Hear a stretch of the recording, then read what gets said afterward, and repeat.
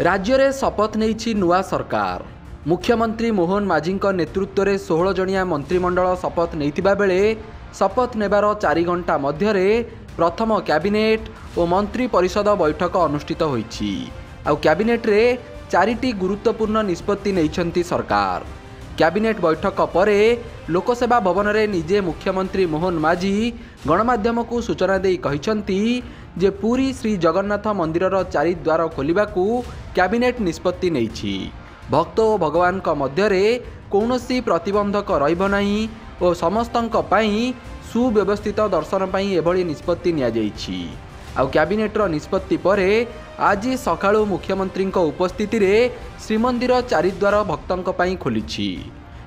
सेहीपरि द्वितीय प्रस्ताव रे श्रीमंदिरर सुपरिचालना, सौंदर्यकरण, मरामती और भक्तंक पई रहितिबा समस्यार समाधान पई एक कर्पस पांठी गठन करा जिवो।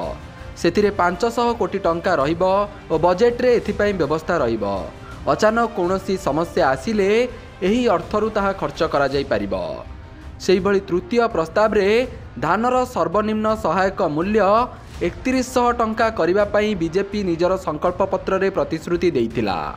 राज्यर नुआ सरकार समृद्ध कृषक नीति आनिबा पई कैबिनेट रे निष्पत्ति नैछंती। धानर एमएसपी 3100 टंका प्रदान करा जिवो। एही समृद्ध कृषक नीति पई विस्तृत मार्गदर्शिका विभाग को प्रस्तुत करने पई निर्देश दिया जाइछि। सेहीभଳି चतुर्थ प्रस्ताव भावे राज्य रे महिलांक पई सुभद्रा योजना को कार्यकारी करने पई कैबिनेट निष्पत्ति नैछंती। बीजेपी एने निजर संकल्प पत्र रे प्रतिश्रुति देइथिला। राज्य कैबिनेट रे एही प्रस्ताव को अनुमोदन करा जिबा सह प्रत्येक महिला हिताधिकारी को 50,000 टंकार नगद भाउचर प्रदान निमंते संपूर्ण गाइडलाइन और मार्गदर्शिका प्रस्तुत पाई निर्देश दिया जाइछि। यह बीजेपी सरकार प्रथम 100 दिनर कार्यक्रम रे सामिल होइछि बोली निजे मुख्यमंत्री गणमाध्यम को सूचना देइछंती। आज नूतन भाव सरकार दायित्व नेला परे जो कैबिनेट बैठक है से विशेष करके 4टी प्रस्ताव इथिरे निया जाइछि। प्रथम प्रस्तावटी है महाप्रभु जगन्नाथंकर जो श्रीमंदिर अच्छी पुरी रे एवं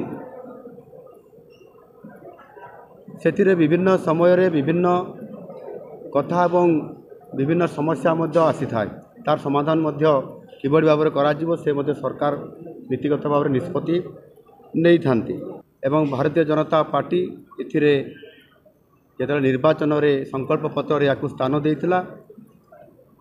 सरकार आसिला मात्रे 4 द्वार खोलिबा पाई एवं सरकार आसिला परे जेहेतु प्रतिश्रुति दिया जाइथिला एवं 4.5 कोटी लोकंकर भावावेग कथा एथिरे अछि। आजिर ये कैबिनेट रे प्रथम प्रस्ताव रे निष्पत्ति निया गला एवं आसंता काली सकाळे मंगल आलती समय रे सरकार उपस्थिति रे 4 द्वार खोला जिवो एवं लोकंकर जो भावावेग थिला ताकू सम्मान दे ये कार्यक्रम को आसंता काली ही आरंभ करा जिवो। द्वितीय कथा होची श्री जगन्नाथ मंदिर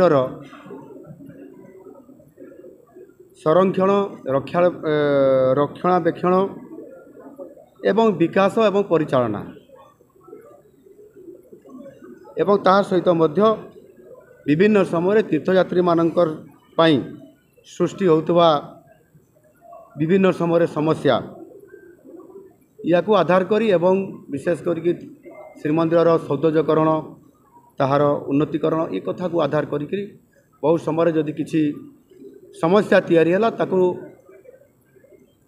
समाधान करिया पाई तत्कालीन भाव में सरकारंकर से भली फंड तैयारी है नथिला आ तार आवश्यकता आज अनुभव होछि।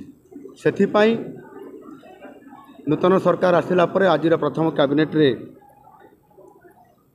निष्पत्ति नियागला एक कॉर्पस फंड बा पांठी गठन करिया पाई एवं सेथिरे 500 कोटी टंका ये बजेट रे रखा जिवो एवं हठात कौन सी परिस्थिति आसिले तार मुकाबला करिया पाई एवं संरक्षण करिया पाई करा जिवो सेथिपाई कॉर्पस फंड गठन करागला 500 कोटी टंका सेथिरे व्यवस्था करा जिवो या खूब शीघ्र लागू करा जिवो।